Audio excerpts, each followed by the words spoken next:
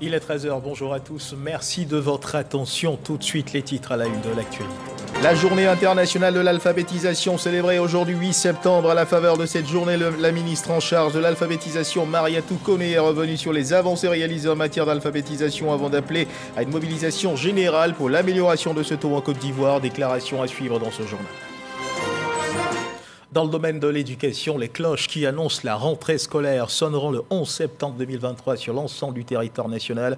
Cahiers, uniformes scolaires et stylos reprendront du service. Après plusieurs mois de vacances, les élèves devront aussi reprendre contact avec leurs maîtres et professeurs à la faveur de cette rentrée. Et comme chaque année, cette rentrée scolaire offrira l'opportunité aux tout petits et à tous ceux qui ne savent ni lire ni écrire d'apprendre à le faire. Car tenez-vous bien, entre 700 et 800 millions d'adultes dans le monde n'ont pas les bases de l'écriture ou de la lecture. Voilà qui est bien dommage et qui pose l'épineuse question de l'alphabétisation. La journée internationale de l'alphabétisation célébrée d'ailleurs aujourd'hui 8 septembre. À la faveur de cette journée, la ministre en charge de l'alphabétisation, Mariatou Koné, est revenue sur les avancées réalisées en matière d'alphabétisation avant d'appeler à une mobilisation générale pour l'amélioration de ce taux en Côte d'Ivoire. C'est Forazeki.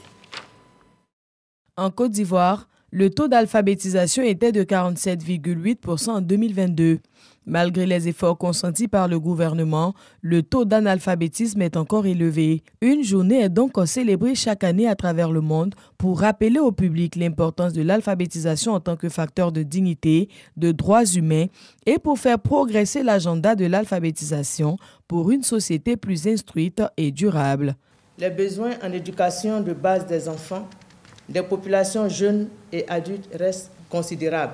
Seule la mobilisation de la communauté dans son ensemble permettra d'y faire face par le biais d'une approche dynamique, multisectorielle et interactive. Considérant son rôle prépondérant, le gouvernement a inscrit l'alphabétisation au rang des priorités dans le secteur éducatif. On en veut pour preuve le changement de dénomination du ministère, la création de 4 nouvelles directions au sein du ministère de l'Éducation nationale et de l'alphabétisation. Et les résultats obtenus par leur travail sont évocateurs. Les centres d'alphabétisation ont assuré la formation de 58 505 apprenants, dont 42 798 femmes et 15 707 hommes. Les structures d'éducation non formelle ont encadré 3 975 enfants d'âge scolarisable, dont 1 787 filles dans les classes passerelles. 3 014 sont proposés à l'intégration dans les classes du primaire dans le système formel cette rentrée scolaire. Mariatou Koné invite le secteur privé, les ONG nationales et internationales, la société civile et l'ensemble des citoyens à s'engager davantage aux côtés du gouvernement pour améliorer le taux d'alphabétisation dans le pays. La ministre en charge de l'Éducation nationale de l'alphabétisation, Mariatou Koné, qui a eu une réunion solennelle de rentrée scolaire 2023-2024 avec les acteurs et partenaires du système éducatif ivoirien au lycée Mami Houphouët-Fettet de Bingerville, réunion au cours de laquelle les grandes orientations en rapport avec cette année scolaire ont été données. On retrouve Sephora Zeki. Le lycée Mami Houphouët-Fettet de Bingerville a servi de cadre aux acteurs du système éducatif ivoirien pour jeter les bases d'une rentrée scolaire réussie. Pour 2023-2024, les orientations sont claires. Les consignes doivent être respectées, la discipline et puis les passerelles surtout de l'enseignement général à l'enseignement technique et professionnel qui sont une ouverture. Kofi Nguessan, le ministre de l'Enseignement technique, de la formation professionnelle et de l'apprentissage, milite en faveur de l'instauration des classes passerelles afin d'absorber le fort taux d'échec. La création des passerelles entre les zones d'enseignement et les cycles de formation au sein de nos sous-secteurs respectifs s'avère indispensable pour assurer une bonne éducation-formation à l'ensemble des jeunes de notre pays. Elles permettent aux apprenants de mieux assimiler les nouvelles connaissances et compétences requises à chaque étape de leur parcours. En outre, les passerelles sont essentielles pour assurer une équité et une inclusion éducative et sociale.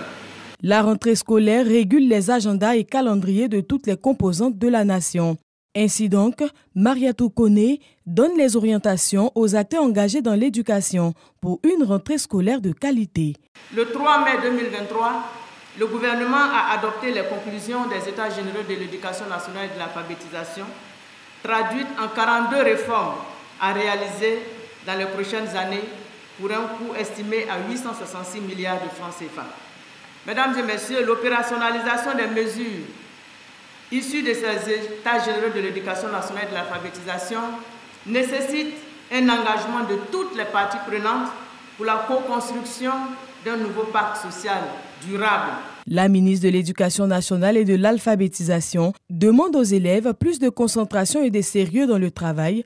Aux parents, elle encourage la scolarisation des enfants et leur implication dans leur encadrement. Être des citoyens responsables pour une école de qualité, c'est pour les enseignants la compétence, la conscience professionnelle et l'exemplarité en vue de donner le meilleur d'eux-mêmes.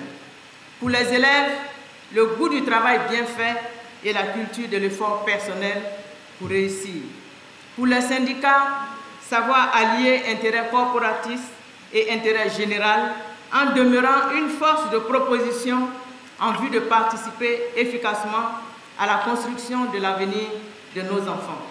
Mariatou Koné est revenue sur les mesures issues des EGE qui seront appliquées cette année. Il s'agit notamment du retour de la dictée classique au primaire et au collège, du contrôle du travail des enseignants à travers des visites inopinées sur les lieux de travail afin de suivre le niveau de l'enseignant et mieux l'encadrer. Pour une année scolaire de qualité, Mariatou Koné invite toute la communauté éducative à jouer sa partition pour des résultats excellents en fin d'année. Reportage signé Sephora Zegui.